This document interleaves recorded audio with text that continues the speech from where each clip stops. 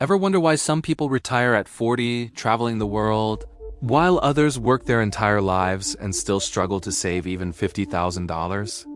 It's a question that keeps a lot of us up at night. Today, I am going to pull back the curtain and show you the real difference between income and wealth. By the end of this video, you won't just understand the concept. You'll have the keys to unlock your own path to financial freedom. So let us get straight to the biggest financial myth out there. The idea that a high income equals wealth. It's just not true. It's not about how much you earn. It's about what you keep and, more importantly, what you do with what you keep. Think about it. We've all heard stories of lottery winners or athletes who made millions only to end up broke a few years later. Why? Because they had a high income, but they never built wealth. Their money was like water flowing through their hands, never accumulating. To really understand this, we need to break down how different groups of people relate to money. It's like a financial pyramid. For the vast majority, maybe the bottom 90%, money is about survival. It's about paying the bills, putting food on the table, and making it to the next paycheck. Every dollar that comes in already has a name on it: rent, groceries, car payment. The primary focus is covering immediate needs. There's very little room, if any, for saving or investing. It's a constant treadmill of trading time for money, and it's incredibly stressful. If you're in this stage, the goal isn't luxury, it's stability. It's about building a small emergency fund so a single flat tire doesn't derail your entire month. Now let's move up a level to the next 9%. What we could call the top 10%, excluding the super rich. For this group, money is about comfort. They've moved beyond pure survival. They have a good income, maybe from a professional career like being a doctor, a lawyer, or a successful manager. They can afford a nice house, reliable cars, and yearly vacations. They are saving for retirement in their 401 kiloseconds and maybe have some other investments. Life is good. But here's the catch. Their lifestyle is often tied directly to their high-paying job. If that income disappears, the comfortable lifestyle is at risk. They are still fundamentally trading their time, albeit very valuable time, for money. They might feel rich, but many are just one layoff away from a major financial crisis.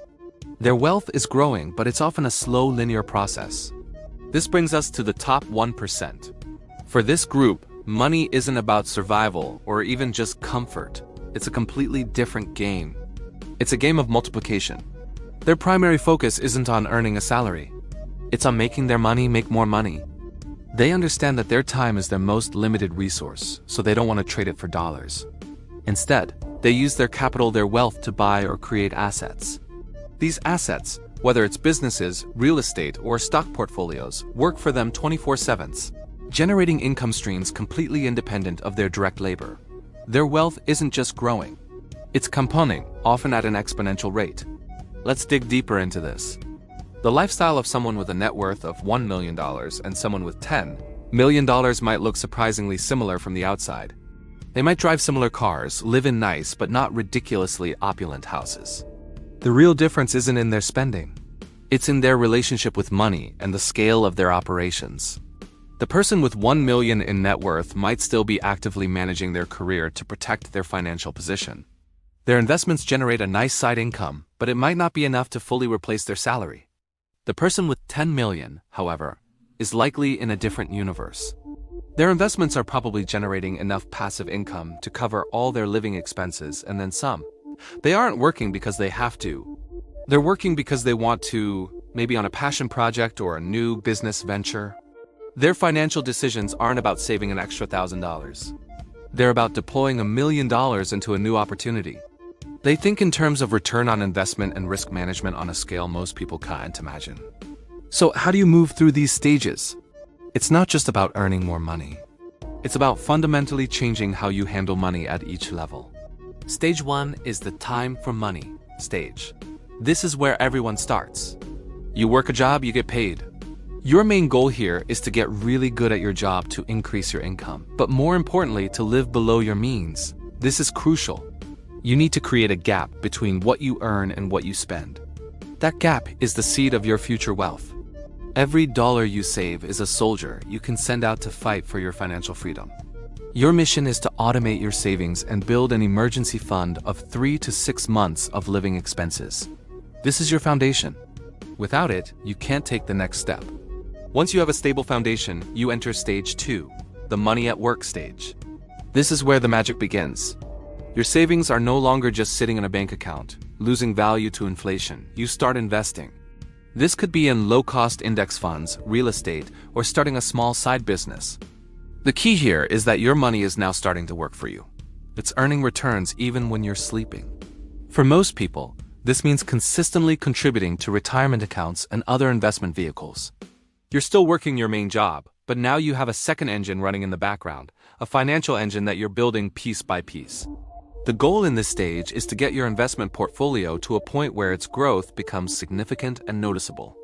Then comes stage 3, the money-making money stage. This is the promised land of financial independence.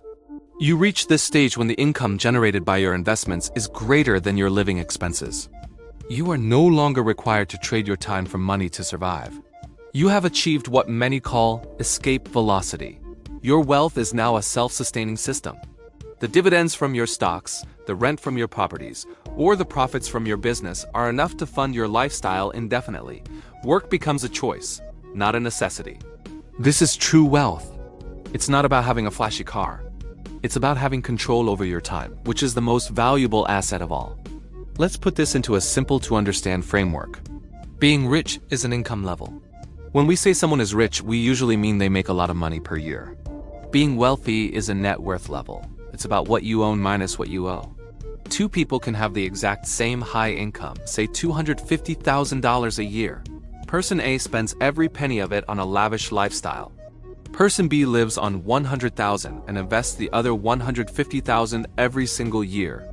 In 10 years, Person A is still just rich, dependent on their next paycheck. Person B, on the other hand, is wealthy.